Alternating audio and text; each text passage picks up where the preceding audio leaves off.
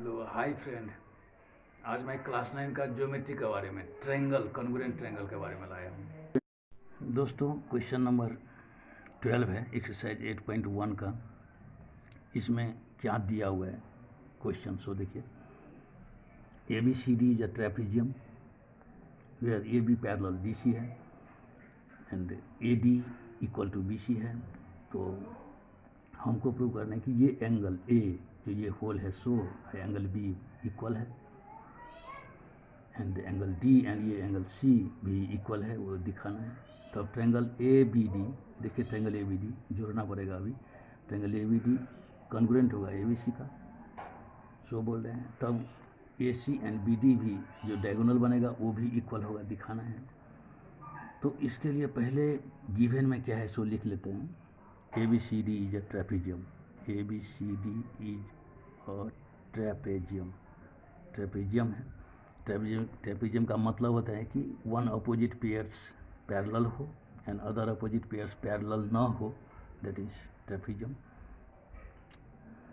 तो ये ट्रेपेजियम में A D equal to B C दिया हुआ है, A D equal to B C ये लिख लेते हैं क्योंकि and A B parallel D सी दिया हुआ है वो भी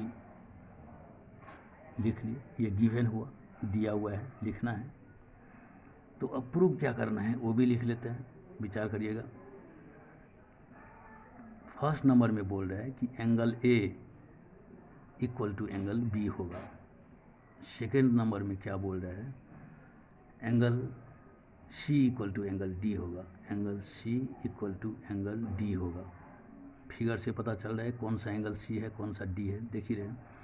एंड नंबर 3 में बोल रहा है कि triangle A B C congruent triangle होगा, कॉन्ग्रुएंट ट्रायंगल होगा किसका, ट्रायंगल ए बी डी का या बी ए डी का, जो लिखिए बात बराबर है। नंबर 4 में बोल रहे हैं कि diagonal A C equal to diagonal B D, ये बोल रहे हैं। इतना आपको बोल रहे हैं, प्रूव करने के लिए बोल रहे हैं, सोचिए। तो अब हम क्या देख रहे हैं कि angle A equal to angle B बोल रहे हैं, angle C equal to angle D बोल रहे हैं। तो ये तो ठीक ही है, triangle A B C congruent बोल रहे हैं। तो ए बी सी कंस्ट्रक्ट करते हैं, जोड़ देते हैं। ये जो जोड़ेंगे सो हम बोलेंगे कंस्ट्रक्शन में कि हम कंस्ट्रक्ट कर दिए, जोड़ना पड़ेगा इसको। ये एक्स्ट्रा वर्क हुआ, ये ज्योमेट्री में ये एक्स्ट्रा वर्क हुआ जो हमको triangle A B C and A B D कन्वेंट करना था तो जोड़ दिए। ट्रायंगल दिखाए में तो आना चाहिए। अब देखिए हम क्या देख रहे हैं कि angle A and angle B बराबर होगा। ये हम आने के लिए हमको क्या करना है कंस्ट्रक्शन में कि ये ए डी जो है उससे पैरेलल वाले एक तो स्ट्रेट लाइन ऐसे तान दिए जो इससे पैरेलल हो। थोड़ा विचार करिएगा, इससे ये पैरेलल हो ऐसा तान दिए। ए बी को क्या कर दिए, प्रोड्यूस्ड कर दिए, बढ़ा दिए वहाँ तक जहाँ तक ये हम ऐसे पैरेलल ताने थे उसको हम बढ़ा दिए और उसका नाम के दे दिए हम ई दे दिए। दोस्तों क्लियर है कि ये इससे पैरेलल मैंने खुद बना दिया सच दैट ये पैरेललोग्राम हो जाए, अपोजिट साइड्स बराबर होगा तो आपको कॉन्ग्रुएंट करने में फ़ायदा होगा। तो कंस्ट्रक्शन के बारे में लिखते हैं, कंस्ट्रक्शन में क्या होगा, इसको प्लानिंग भी बोलते हैं, कंस्ट्रक्शन में लिखते हैं हमने क्या क्या इसमें खुद कंस्ट्रक्ट कर दिए। तो लिख देंगे A B is produced to E and A D parallel, A D से parallel C E is drawn, बना दिए, तान दिए हम ऐसा पैरेलल है ये डी पैरेलल सी बना दिए, बी को प्रोड्यूस कर दिए, ई तक हम वैसे जोड़ दिए। तो हम देखें कि ए डी सी ई एक तो पैरेललोग्राम हो गया। अब देखिए हमको फर्स्ट में angle A and angle B prove करना है। तो इसके लिए फर्स्ट में हम क्या लिखते हैं, एंगल ए, विचार करिएगा angle C B E angle C B E equal होगा एंगल सी ई बी का, क्यों होगा इक्वल, सो देखना है। क्योंकि B C equal to A D already दिया हुआ था, and A D equal to C E हो गया, A D equal to C E हुआ, क्योंकि पैरेललोग्राम का अपोजिट साइड है। तो देयरफॉर हम बी सी इक्वल टू क्या ले सकते हैं, C, B C equal to C ई लिख सकते हैं। तो बी सी सी बराबर हो गया, तो आइसोसेलेस ट्रायंगल हो गया, ये एंगल बराबर हो गया। नंबर 2 में विचार करिएगा। अब हम क्या लिखते हैं कि एंगल सी बी ई, ये जो बीच वाला होता है वो एंगल होता है, रिप्रेजेंट सी बी ई, ऐसे देखिए एंगल सी बी ई, ऐसे देखना है। तो एंगल सी बी ई अब लिखते हैं plus angle A B C, ये एंगल ए बी सी लिखते हैं, ए बी सी लिखते हैं। ये इक्वल टू क्या लिखेंगे, 180 डिग्री। इसका लीनियर पेयर भी बोल सकते हैं या adjacent angle, the sum of adjacent angle. तो लीनियर पेयर भी बोल दिए कि ये एक ही लाइन बना रहे हैं, straight line, being straight line भी बोल सकते हैं। दोनों एंगल मिला करके 180 डिग्री होगा। तो नंबर 3 में क्या लिख रहे हैं, सो देखिए angle B E C plus angle B A D लिखो, बी ए डी। ये बी ए डी का मतलब क्या हुआ कि वही एंगल ए जो हमको प्रूव करने, सो बोले कि बी ए डी माने यही एंगल है, बी ए डी लिखे या यहाँ पर एंगल ए लिखा हुआ है, बात बराबर है।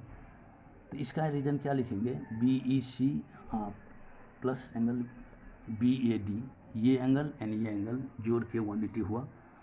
तो क्योंकि ये C E parallel B D है, को इंटीरियर बोल सकते हैं, को इंटीरियर